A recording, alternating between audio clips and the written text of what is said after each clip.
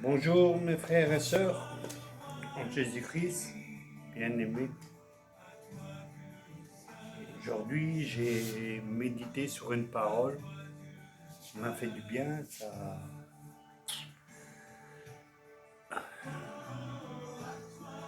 ça fait beaucoup de bien. Nous écoutons la parole de l'Éternel et quand nous méditons chaque jour, on voit quelque chose qui vient dans le cœur. Mais ce qui vient dans ton cœur, c'est des choses que c'est grave dedans. Et c'est des choses que tu ne peux pas oublier. Aujourd'hui, je voudrais vous parler d'un homme de douleur. J'espère que la musique va pas trop fort. La musique chez moi, je la coupe jamais. Ça va 24 heures sur 24. Je fais comme David. C'est un lévite qui est à la maison. C'est quelque chose que je ne veux pas qu'il disparaisse. Mais j'aime ça.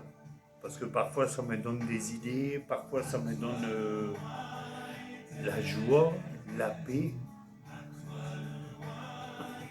J'aime mon Dieu et je veux que tout se passe pour Dieu. Parce que je ne veux rien,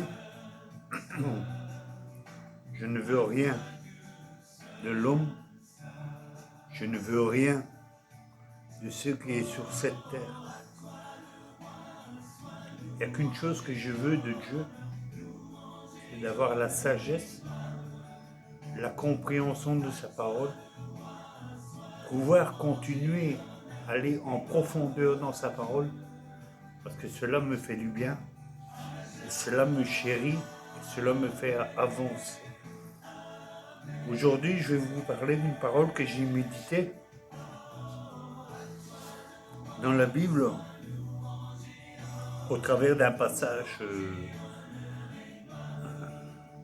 que j'ai reçu, toujours par mon petit calendrier, mais c'est des choses qui me font du bien. C'est des choses qui me donnent parfois des révélations de Dieu, de la Bible, et ce qui peut me faire avancer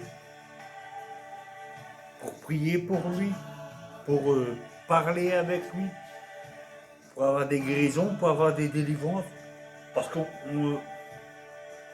moi je dis dans la vie, même que tu es pasteur, apôtre ou n'importe quoi, tu as toujours besoin de guérison, tu as toujours besoin de délivrance.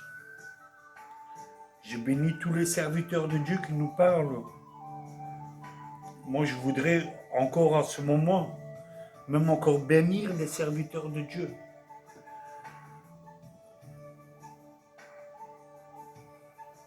J'ai beaucoup à cœur. Parce qu'ils sont plus subjectifs d'être punis à cause de nous autres. Nous autres qui sommes que des enfants de Dieu. Les serviteurs, ils ont des responsabilités devant vous. Des choses que vous devez comprendre. Des hommes qui souffrent de la douleur aussi. Des hommes qui ont des problèmes aussi. C'est des êtres humains comme vous autres. Tout le monde va courir vers des pasteurs, des apôtres, des prophètes. Non, c'est pas ça qu'on fonctionne. Oui, quand les jeunes convertissent, c'est normal. Mais quand on a des années d'expérience vis-à-vis de Dieu, c'est plus comme ça que ça fonctionne. Dieu donne ton pain. Au début que tu viens à l'évangile, tu prends ta nourriture spirituelle, tu prends le petit lait. À force de grandir, tu prends de la nourriture qui devient plus grande. C'est normal. Un bébé, quand il grandit, il boit le lait de sa mère. À force de grandir, il commence à manger la panade. Après, il commence à manger des pâtes ou du riz ou avec de la petite viande et tout ça. Et c'est comme ça que l'enfant il grandit. Et c'est comme ça que Dieu il veut que toi tu grandisses aussi. Il y a des gens et des enfants de Dieu qui ne grandissent même pas. Ils ne s'approprient pas du lait que Dieu veut te donner, l'eau vive que Dieu veut te donner, et l'amour que Dieu veut te donner. Ils ne se l'approprient pas. Pourquoi?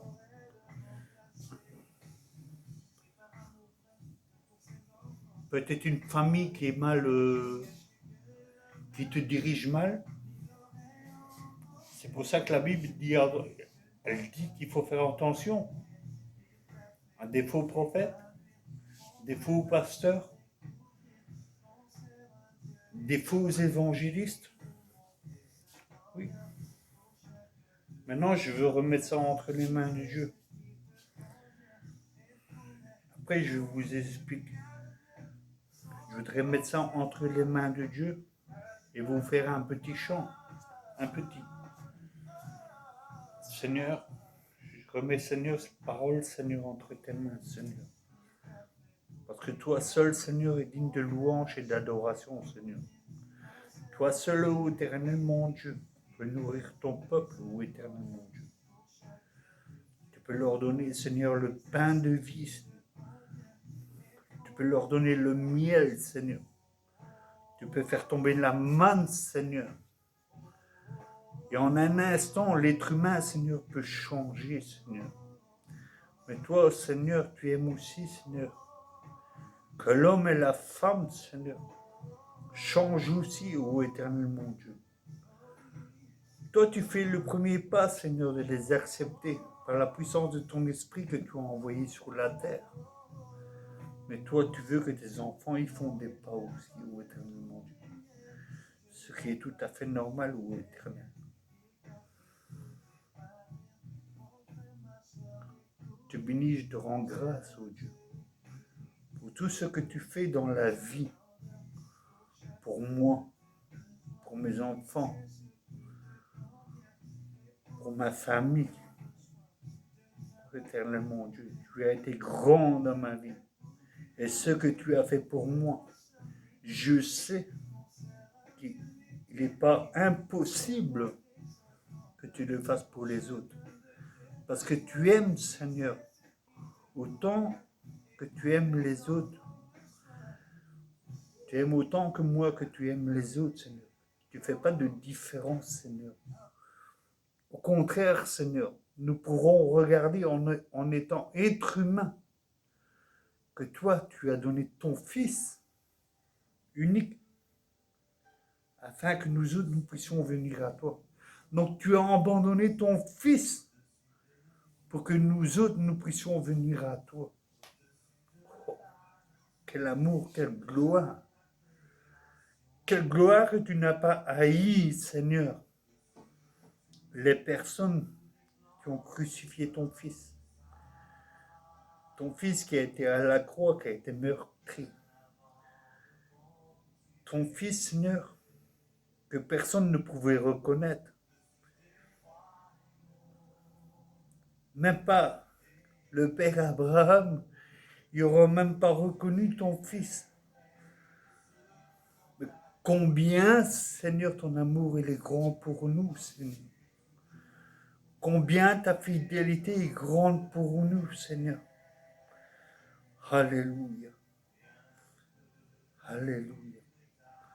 Tu es digne, Seigneur, de louange. C'est pour ça qu'aujourd'hui, je te dirai, Seigneur, il est un fleuve coulant du cœur de Dieu. C'est un long fleuve d'un amour merveilleux. Je veux y boire, ton amour me remplit et ta victoire m'anime de l'esprit. Merci Jésus. Merci Jésus. Merci Jésus pour tout ce que tu fais. Alléluia. Que ta parole, Seigneur, soit encore bénie aujourd'hui, Seigneur. Que ta parole, Seigneur, ouvre les yeux, Seigneur. Qu'elle fait tomber les écailles maintenant, Seigneur. Et que tout autel, Seigneur, qui se mettront contre moi, Seigneur, et contre ton peuple, Seigneur, qui ne veut pas entendre ces paroles, Seigneur, je les fais tomber maintenant, Seigneur, dans les lieux arides, Seigneur. Je les lis maintenant, Seigneur, je les jette, Seigneur, dans les lieux arides, Seigneur. Au nom de ton Fils Jésus-Christ. Et que ton nom, Seigneur, soit publié, Seigneur, dans le monde entier. Rien que pour toi, Seigneur. Je veux rien, Seigneur. Seulement ta sagesse, Seigneur.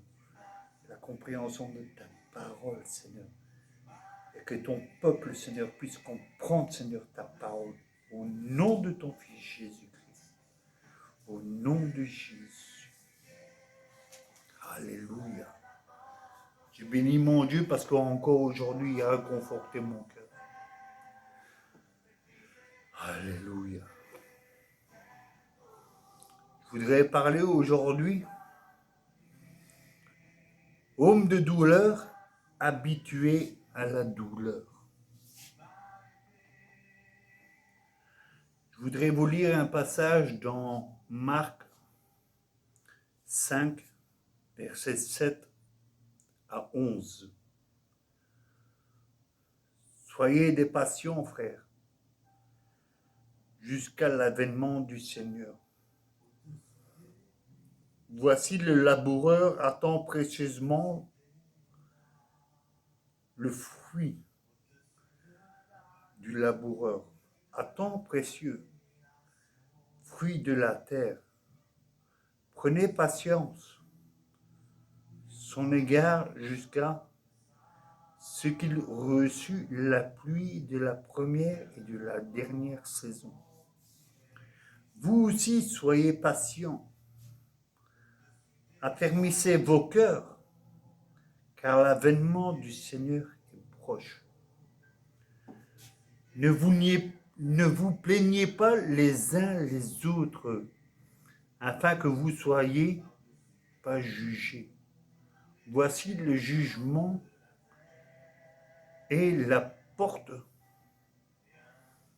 Prenez, mes frères, pour modèle la souffrance et la patience. Les prophètes qui ont parlé au nom du Seigneur. Voici, nous disons, bienheureux ceux qui ont souffert patiemment. Vous avez entendu parler de la patience de Job et vous avez vu la fin du Seigneur lui accorda, car le Seigneur est plein de miséricorde et de compassion. Alléluia. Oh Seigneur Jésus, c'est vrai, Seigneur. Tu es rempli de miséricorde et de passion, Seigneur. Mais qu'est-ce que tu n'as pas fait pour nous, ô éternel mon Dieu? Mais qu'est-ce que tu n'as pas fait, Seigneur? Même si Job, il était juste, Seigneur. Même si Job, il a souffert, Seigneur. Encore après, ils vont en parler. Mais j'aime la parole que Jésus dit. Mais c'est par mes meurtrissures abandonnés des hommes de douleur, habitués à la souffrance, semblables à... Excusez-moi, je me suis trompé. C'est par mes meurtrissures abandonnés des hommes de douleur et habitués à la souffrance, semblable à celui dont détourne le visage. Nous avons dédaigné nous n'avons pas fait, lui, aucun cas. Cependant, ce sont nos souffrances qu'il a portées. C'est de nos douleurs qu'il s'est chargé. Et nous l'avons considéré comme puni, frappé de Dieu et humilié. Mais il a été blessé par nos péchés, brisé par nos iniquités. Le châtiment qui nous donne la paix est tombé sur lui. Et c'est par sa meurtrissure que nous sommes guéris. Alléluia. Gloire à toi, ô éternel Dieu. Toi seul, Seigneur, est digne, Seigneur. Je vais vous donner le message maintenant.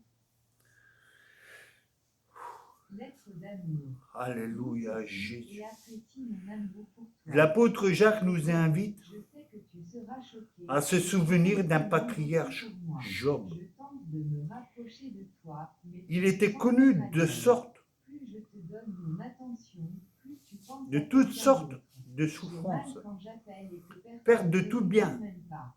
Je tente matériel, de me donner à toi. décès accidentel de ses enfants, S'il te plaît, laisse-moi financièrement, C'est moi Jésus. physiquement, Tu ouvres ta boîte de réception paradoxal, de ce qu'un homme peut supporter, entre parenthèses, ulcère malin, depuis la plante des pieds jusqu'au sommet de sa tête. On va fermer la parenthèse. Et souffrance morale de la part même de son épouse et de ses amis. Job, un homme qui ne péchait point pendant les épreuves. Une patience citée en exemple, un relèvement miraculeux de la part de son Dieu, Job. Un homme qui s'est nourri de foi, entre guillemets. Je sais que mon Rédempteur est vivant et qu'il se lèvera le dernier sur la terre. Dieu a toujours le dernier mot. Ésaïe nous parle aussi d'un autre homme de douleur, familier à la souffrance. Il a lui-même enduré. Elle a vu maintenant de foi servir chez son prochain. Il n'a pas de secret pour lui. Il y a diagnostiqué des origines et les remèdes. Il reconnaît la maladie, ses inquiétudes, ses craintes, ses découragements. L'apôtre Pierre l'identifie, c'est Jésus de Nazareth. À la croix, sa douleur est telle que même le regard est intenable, semblable à celui dont on détourne le visage. La multitude est stupéfaite à son sujet, car il est défiguré au point de n'avoir plus rien d'humanité. Son apparence n'est plus celle du fils d'Abraham. Pierre rappelle à ses lecteurs comment est vêtu de quoi il a été guéri. C'est par ses meurtrissures que vous avez été guéris. Point de mériter votre guérison. Elle résulte tout comme votre salut de la grâce divine manifeste en Jésus-Christ. Là-dessus, nous pouvons voir, oh Jésus, tu es grand, tu es merveilleux, Seigneur. Toi seul, Seigneur, est digne, Seigneur, de louange et de grâce, Seigneur. Regardez combien Jésus, il a souffert. Combien Jésus a tout fait. Et rien que son peuple l'a dédaigné. Combien son peuple l'a rejeté pour tout ce qu'il faisait, pour tout l'amour qu'il avait donné, la connaissance de la parole, il a donné la sagesse, il a donné la foi, il a donné l'humilité, il a tout donné. Même avec ses apôtres, il a tout donné. Même les apôtres qui ont vécu avec lui. Même il y a des apôtres là-dedans qui l'ont trahi. Malgré tout ce qu'ils avaient vu, malgré tout ce qu'ils avaient entendu. En voyant le Dieu réel devant lui, comment peut-on rejeter Dieu quand on voit le réel Dieu devant soi? Waouh, ça me fait mal. J'ai appris là-dedans que beaucoup, enfants de Dieu, hommes de Dieu, femmes de Dieu, même là-dedans, il y en a beaucoup qui abandonnent. Mais parfois, ils vont à l'église et ils prêchent la parole et ils donnent des mauvaises images. De leur apparence, ils montrent qu'ils sont bien, mais quand ils rentrent chez eux, ils sont dans la détresse. Pourquoi on ne voit plus maintenant dans les églises les guérisons, des miracles? On ne voit plus rien maintenant. Pourquoi? On ne met même plus la parole en pratique. Dieu dit ainsi, vous imposerez les mains aux malades, les malades seront guéris. Vous imposerez les mains aux démoniaques, les démoniaques seront délivrés. On ne voit plus ça maintenant. C'est fini. C'est pas parce qu'on est en 2019 qu'on ne peut plus voir ça. Oh. Je comprends pas. Je comprends pas. Il est triste, le monde, il est triste maintenant. Le monde se laisse gouverner maintenant par le gouvernement, la séduction, les tatouages, les piercings, la drogue, l'alcool. Et beaucoup, la plupart des hommes de Dieu, c'est l'argent. Si on ne voit pas l'argent, si on ne voit pas les dîmes tomber, ça fait mal. Les églises tombent maintenant à cause que les fidèles de l'église ne donnent pas la dîme. Mais ça, c'est normal. C'est normal. C'est normal. Prêchez la vérité. La vérité est là. La vérité, c'est la parole de Dieu.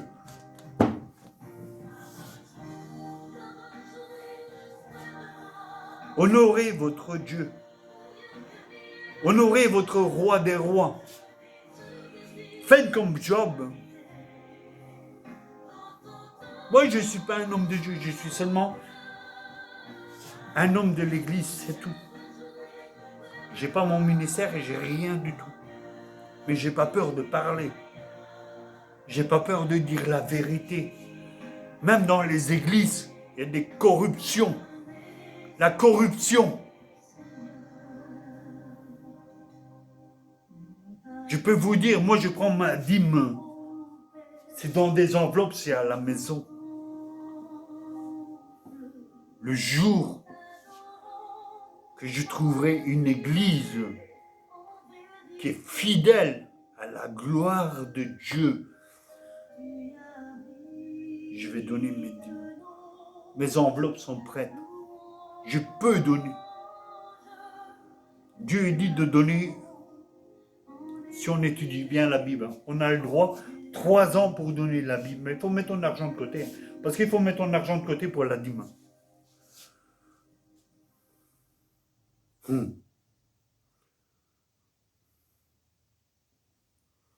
Ça fait 9 ans que je suis à Roselaar. Seigneur, pardon.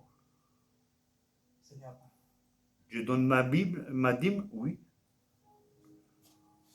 Tous les ans, tous les ans, tous les 2 ans ou tous les 3 ans, je donne dans des orphelinats. Là où on en a besoin. Dans des pays là où on en a besoin. Et je saurais que l'argent sera dépensé pour de bonnes causes. Pas pour des causes, pour payer du matériel ou n'importe quoi. Non, je n'accepte pas ça. Parce que je sais que Dieu peut tout donner. Si tu as besoin d'une église, Dieu va te la donner. Parce que si tu demandes, Dieu va te donner. Dans sa parole, Dieu dit qu'il va donner. Mais parfois, quand tu subis une petite souffrance, tu fléchis un peu. Et c'est fini. Le lendemain, on va chercher, je vais prêcher là-dessus ou je vais prêcher là-dessus. Non. La prédication doit être faite par le Saint-Esprit. Moi, j'ai déjà parlé avec mon pasteur. Parfois, le dimanche, je vais avec mon pasteur. Mon pasteur, il dit, je vais parler de ça. Et je vais dire, oh, papa, regarde, j'ai la même parole que toi, tu vas parler.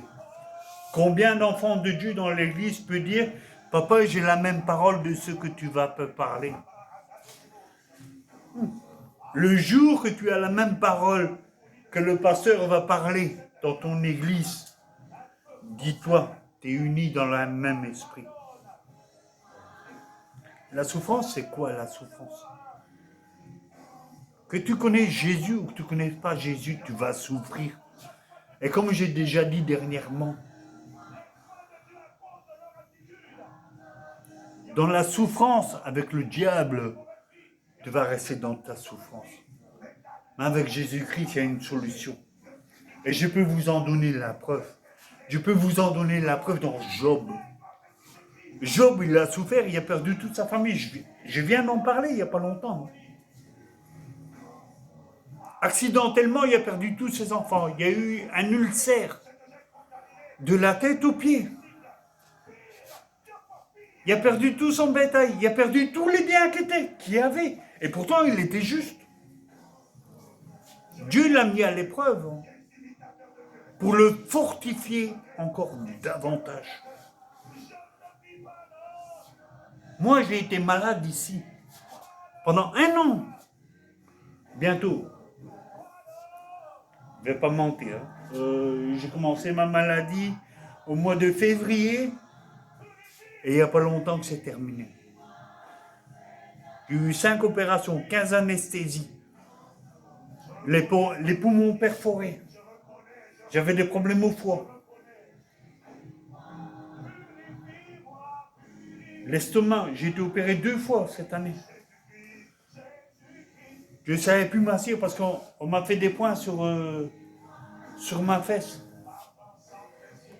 Parce qu'il y a un serpent qui poussait à l'intérieur pour essayer de rejoindre ma colonne vertébrale. Mais tout ça, j'ai été guéri par miracle de Dieu. Et dans la souffrance. Et c'est des épreuves. Pour voir. Dieu veut te tester parfois. Voir si tu vas souffrir. Souffrir, tu as souffert, mais pour voir si toi tu vas, au travers toute la souffrance, si tu vas encore adorer ton Dieu. Et si tu vas encore dire que tu l'aimes, malgré tout ce que tu passes. Job, il y a eu le même. Job a souffert dans tous les points. Il a perdu la famille, il a perdu tout. Mais Job, il ne s'est jamais retiré de Dieu. Au contraire, moi, dans toutes mes souffrances, je ne me suis pas reculé de Dieu. Et il y a des moments où j'avais des faiblesses. Il y a des moments où j'avais dur à prier. Il y a des moments où j'avais dur à glorifier Dieu. Mais je ne l'ai pas abandonné. Parce qu'aujourd'hui, je vous en parle. Que Jésus est mon sauveur, mon Seigneur et mon Rédempteur. Lui est le seul qui compte dans ma vie. Même si j'ai ma famille qui ne veut plus me parler parce que je crois en Jésus-Christ. J'ai des enfants, mes enfants ne veulent plus me parler parce que je crois en Jésus-Christ. Je m'en fous. Ça me fait mal au cœur, oui. Mais ce n'est pas ça qui va m'arrêter de porter l'évangile. Parce que je sais, au travers de la prière, et ce que Jésus est mort à la croix, qui a fait couler son sang pour moi. Parce que sa parole dit ainsi, moi et toute ma famille sera sauvée. Je le crois. Même si je dois attendre pendant 20 ans. Je vais attendre. Mais je sais que Dieu va me bénir. Il m'a fallu 13 ans pour voir mon fils et ma fille. Je les ai vus l'année passée. Ils m'ont souhaité la mort. Je suis parti en pleurant, oui. J'ai ma mère qui m'a insulté de tous les noms. J'ai mon frère qui m'a frappé, j'ai eu des points sur la tête et tout. C'est pas grave. Je sais que Dieu est au-dessus de tout. Et nul ne peut arrêter ce que Dieu il veut faire dans la vie de la personne. Je ne renie pas ma famille. Mais la Bible elle dit, tu abandonneras père, mère, frère, sœur, enfant pour venir pour moi. Et je sais que la bénédiction va être grande. Et je veux encore vous montrer quelque chose dans un passage de Job.